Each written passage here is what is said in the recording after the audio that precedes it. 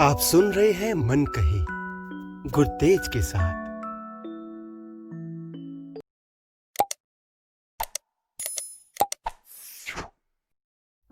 नमस्कार, मैं आपका दोस्त गुरतेज आज आपके लिए एक कहानी लेकर आया हूं जिसका शीर्षक है प्लेटफॉर्म। जिंदगी की गाड़ी कब, कहां और किस प्लेटफॉर्म पर आएगी, इसका आज तक कभी किसी को पता ही नहीं चला। जिंदगी की गाड़ी आपको दौड़कर पकड़नी पड़ती है। जरा सी भी चूक हुई नहीं कि जाती हुई गाड़ी का धुआं और हॉर्न ही सुनाई पड़ता है। कुछ हाथ नहीं लगता है तो बस इंतजार अगली गाड़ी का, फिर जिसका पता नहीं कब, कहां और किस प्लेटफॉर्म पर आएगी। आज मेरी भी शाम की गाड़ी किसी कारणवश छूट गई और अगली गाड़ी आधी रात को आनी थी, लगभग 5 घंटे के बाद। एक निराशा और इंतजार के बोझ ने मन को घेर लिया। ना ही वापस जाने का बन रहा था और ना ही आगे बढ़ने को बन रहा था। शहर का भरा बाजार अब खाली होने लगा था, किंतु मेरा मन वो भरे जा रहा था। इधर उधर घूमने के बाद मैं प्लेटफॉर्म पर लगे बेंच पर आकर लेट गया। वो चाय वाला अपनी दुकान बंद करके जा रहा था और मेरे पास वो एक प्रवासी मजदूर अपने परिवार के साथ रात के खाने में सुबह की सूखी पूरी और बासी आलू की भजिया का आनंद ले रहा था। और वो सामने उस पुराने बेड के पास एक पुराने कंबल को बिछाता हुआ एक बेघर अपने शाही सिंहासन का बंदोबस्त कर रहा था। और मैं इस पत्थर के बेंच पर कुछ दिनों की कश्मकश और उसकी बातों को सुलझाने की उधेड़-बुन में लगा हुआ था। पता ही नहीं चल रहा था क्या रिश्ता है उसके साथ, क्यों है और कब से है। ऐसा नहीं कि कॉलेज में पढ़ते छिछोरों सा रिलेशन है उसके साथ, पर है क्या ये भी नहीं पता था। तभी माथे पर कुछ बूंदों ने आकर दस्तक दी। जैसे ऊपर देखा तो आसमान के घर में भी दृश्य बदल चुका था। वो काले बादल उस गोरे चांद के आसपास घूम रहे थे, मानो वो अपने प्यार को व्यक्त कर रहे हों। वो कब से चांद को मना रहे हैं, पर वो मानने का नाम ही नहीं ले रहा। और थक कर उसकी आंखों से जो गिरा वो मेरे माथे पर आ गया है। काले बादल और गोरा चांद, जैसे वो नहीं थे लैला मजनू। तभी पास से तेज आवाज में शोर करती एक मालगाड़ी मुझको वापस इसी प्लेटफॉर्म पर ले आई थी। एक धीमी धीमी सी धूप की खुशबू मुझे महसूस हो रही थी, जिसे कोई उस पीपल के पेड़ के नीचे पड़ी शिव की मूर्ति के पास जलाकर छोड़ गया था। जिंदगी भी कैसी है ना, कुछ किसी को समझ ही नहीं लगता। इस उधेड़ बुन में बहुत कुछ मिल गया सा लग रहा था, तो तभी कोई ख्याल इस तरह लगता जैसे कुछ हुआ ही नहीं, कुछ मिला ही नहीं। वो ऐसे आघात करता कि जैसे बर्तन धोते वक्त हाथ में अचानक चक्कू लग जाए और कोई गहरा जख्म दे जाए। वो जख्म कभी भरे ना, जिसकी पीड़ा में भी एक अलग सा मजा हो। याद है सालों पहले जो वो जख्म नहीं लगा था, उस जख्म में एक कलम उगाई थी जिसकी शाखाओं पे अब बहुत सी कविताएं उगती रहती हैं। प्लेटफॉर्म का माहौल अब अपना अपना सा लगने लगा था। सोचा चलो थोड़ा टहल लिया जाए, थोड़ा मन को चेंज कर लिया जाए। पता है, मैंने अभी तक टिकट नहीं ली थी और इस बात का एहसास मुझे वो सामने काले कोट और सफेद पैंट पहने टीटी को जाते वक्त देखते हुआ। एक बात बोलूं, जब भी जहां भी खुशियों की टिकट मिले खरीद कर रख लो, ये हर गाड़ी में चल जाती है। रात के 11:30 बज गए थे और रेलवे स्टेशन के बाहर माहौल एकदम रंगीन मिजाज सा बन गया था, मानो किसी तवायफ के घर के बाहर। सिगरेट बीड़ी के खोखे, तीखी इत्र की खुशबू छोड़ते हुए घूमते व्यक्ति, शराब के नशे में घूमते लोग सरगर्म हो चुके थे।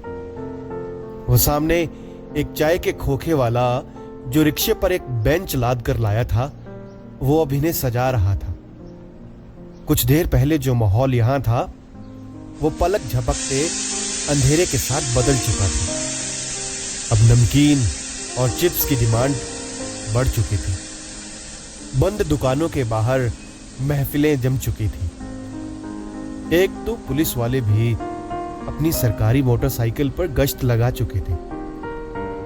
शहर में कल हुई अपहरण की वारदातों से ये माहौल बिल्कुल अनजान सा था। लकड़ी के झूलते हुए बेंच पर बिखरे पानी को साफ करके मैंने भी उस चाय वाले को एक कड़क सी चाय बनाने का इशारा दिया। मेरे पास बैठे व्यक्ति की सिगरेट के धुएं के छल्ले मेरे पास से गुजर रहे थे, मानो वो मुझे भी इस धुएं में कैद करके ले जाना चाहते हो। कितना कुछ धुएं में धुआं बनकर उड़ जाता है और हम तभी मेरे मोबाइल की घंटी बजी और मैं चौंक सा गया। इस समय किसकी कॉल? किसी अननोन नंबर से। जब उठाया तो हेलो कहने के बाद मेरे चेहरे पर सतरंगी झूले की तरह एक बड़ी सी मुस्कान आ गई। इस अननोन नंबर में कोई नोन बोल रहा है। वैसे कभी कभी हम नोन में नोन ढूंढते रहते हैं पर वो मिलता ही नहीं, और कभी कभी अननोन में ही नोन मिल जाते हैं जिसके साथ मीलों चलने को, देर तक बातें करने को और अपना सब कुछ उसके सामने खोल कर रख देने को दिल करता है। लेकिन बहुत कम लोग ऐसे मिलते हैं।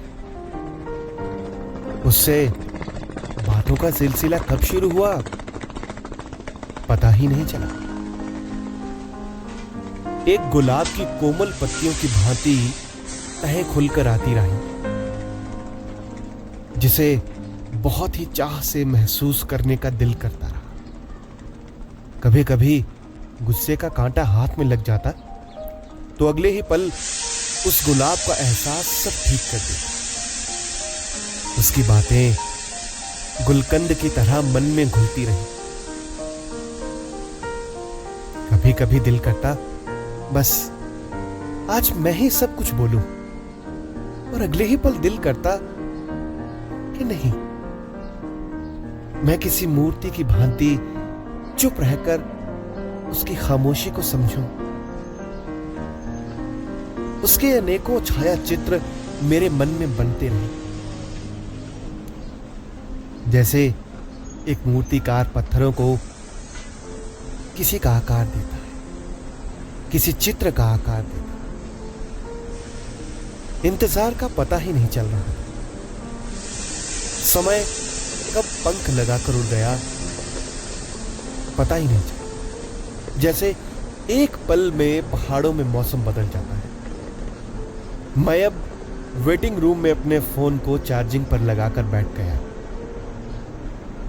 वैसे ही जैसे आप अगर अपने रिश्तों को एहसास और भाव से चार्ज नहीं करोगे ना, तो इसकी बैटरी डाउन हो जाएगी।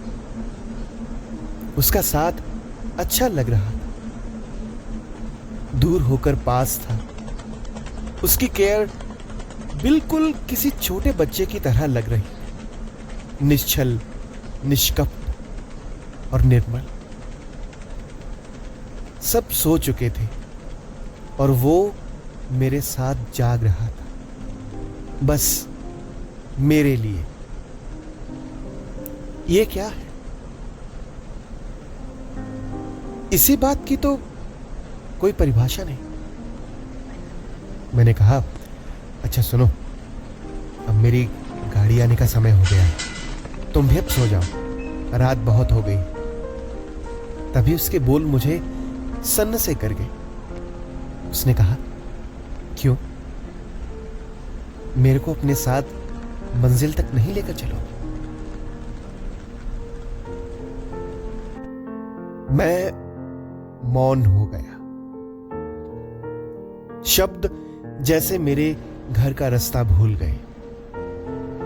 इतने में फिर तेज आवाज देते हुए रेलगाड़ी पटड़ियों पर दौड़ती हुई आ गई। मैं गाड़ी का जनरल डिब्बा ढूंढता हुआ अंत की तरफ भाग खड़ा हुआ और वो मेरे मन में अपनी पकड़ को कस कर खड़ी हुई थी जब तक मुझे सीट नहीं मिली। मैं गाड़ी की विंडो सीट के पास जनरल डिब्बे में बैठा हुआ बाहर देख रहा था। किस तरह बाहर रंगीन नजारों को इस अंधेरे की चद्दर ने समेट लिया, जैसे सूर्य की पहली किरण फिर निकाल कर ले आएगी। कहीं कहीं दूर दूर कोई बल्ब जग रहा था। मैं पटड़ियों पर पड़े पत्थरों को देख रहा हूं और सोच रहा हूं, अगर इन पटड़ियों पर यह पत्थर ना होते तो गाड़ी कभी ना दौड़ पाती, और अगर तुम मेरे साथ ना होती तो मेरी जिंदगी की गाड़ी भी, अब मैं भी दौड़ता जा रहा हूं अगले स्टेशन के लिए, नए प्लेटफॉर्म की तलाश।